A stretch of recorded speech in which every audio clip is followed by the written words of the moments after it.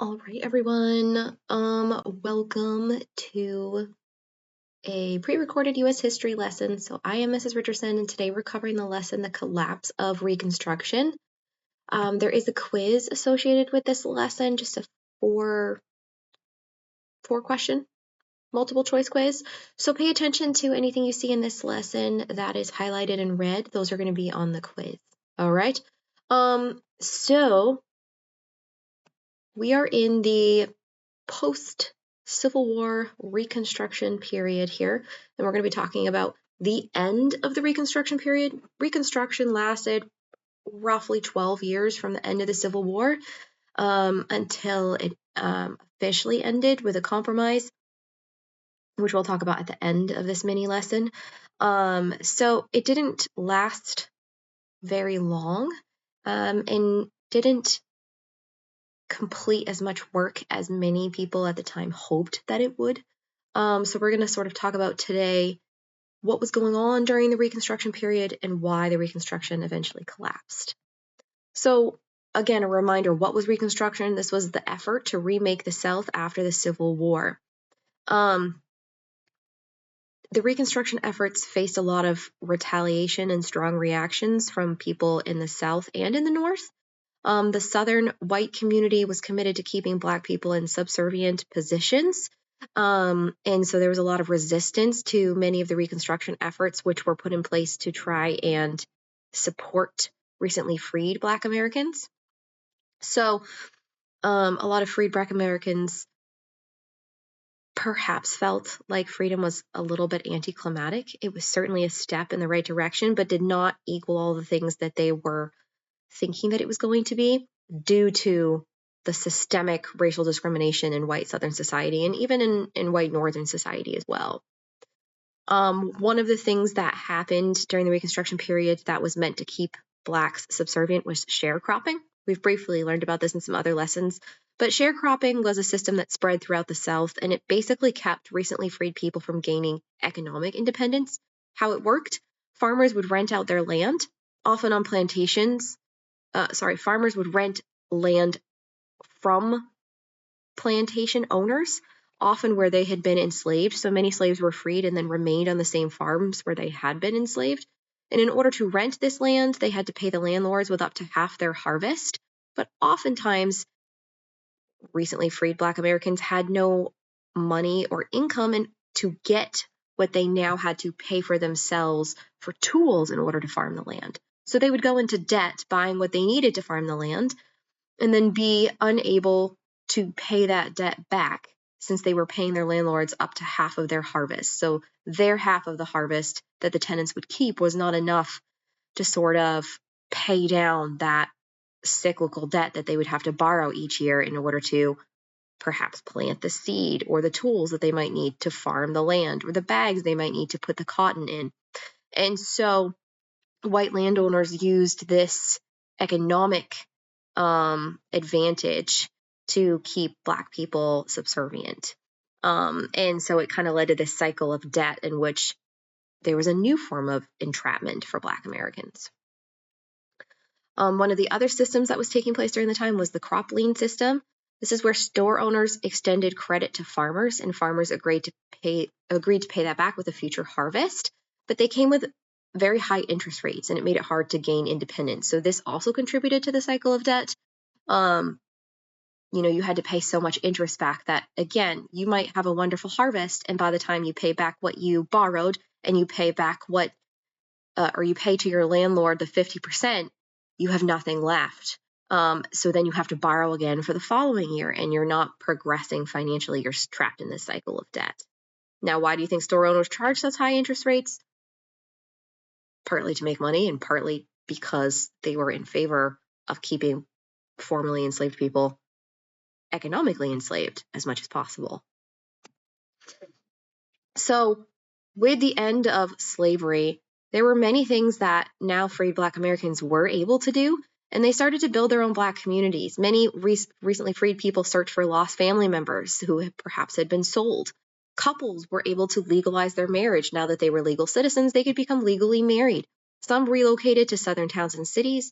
Various churches and aid societies offered help And of course, family reunification, if possible, was incredibly important. This idea that you could be reunited with a long lost family member was extremely motivational for people. It was very difficult to find long lost family members because they might have been sold 3 states away. Or they might have just been sold 10 miles away. And now people were able to at least have the freedom to look for family members. And of course, they had the freedom to move around, so they were able to physically search as well. Now, during this period is when we see the rise of the KKK, which you've probably heard of, the Ku Klux Klan. This is bolded in red because this is a quiz question. What was the KKK? So the Ku Klux Klan was founded in 1866, so literally the year that the Civil War ended, as an order of Confederate veterans. So this was initially founded immediately after the Confederacy lost the Civil War by Confederate Civil War veterans. It, over time, evolved into a vigilante terrorist group that aimed to deter freed people from exercising their rights, and they used violence and intimidation tactics, right? We're talking about wearing masks, burning crosses, breaking people's windows down in the middle of the night, throwing rocks through the windows, and more extreme and violent things, including hanging people and various forms of murder. And the idea was to scare freed Black people into not exercising their new rights, like being able to vote. Why? Because the white society wanted to maintain power over them. If you scared Black people away from voting, then no Black people would ever be elected to a position of power. Why do you think some white Southerners joined such organizations? Right? You can kind of stew on that question. Why would they do that? Right? So perhaps they used to own enslaved people and now they legally can't. So this is another method of control and keeping them subservient. Other things that the KKK did, they burned public schools in order to prevent education, murdered and whipped to stop voting, intimidated Union League and Freedmen's Bureau workers, organizations that were there to try and help empower freed Black people. Political assassinations. I mean, we're talking literally these people got away with murder. Why? Because oftentimes, and unfortunately this was just the case, you might have the local town mayor, a member of the KKK, the chief police officer, a leader of the KKK. The people who were supposed to enforce the laws that were in place to protect Black Americans were often the people who were in the KKK. So there was, for a long time, very little consequence for members of the Ku Klux Klan who did these things, because they were the people in power trying to maintain power. A couple of other paramilitary groups were formed after the Civil War, all trying to reinstate white supremacy. And you can kind of think to yourself, why would there be multiple groups with the same goals? Maybe because of different areas. Maybe they had different tactics. A couple of other key terms. During the Reconstruction period, 2 key terms that you may have heard of before are carpetbaggers and scalawags. Carpetbaggers were Northerners who came south during Reconstruction. They were often young, idealistic, well-educated men, with the idea that they were going to go help rebuild the South. And scalawags were the term for Southern white people who supported Reconstruction. You can imagine that these terms are pretty derogatory and were created by people in the South who believed in white supremacy. So Northerners who came south trying to help Black Americans were not approved of by the Southern white people. And Southern white people who chose to support Reconstruction were often looked down upon by their peers. Both of these groups became targets of the Ku Klux Klan, in addition to Black Americans. Now, we've got all this violence happening. What is the government doing? Okay, so there's some federal response to this violence. President Ulysses Grant in 1870 urged the Congress to investigate the Klan, the KKK, Congress created a committee to inquire into the violence and passed the Enforcement Acts in 1870 and 1871, which were trying to outlaw intimidation and allow federal persecution of crimes. Why? Because often the local state governments or town governments were filled with white supremacist leaders who are often members of the KKK. So, of course, there was no repercussion for their actions in their local districts because they were the leaders of their local districts often. So, in order to persecute those crimes of the KKK, it had to go to a national level.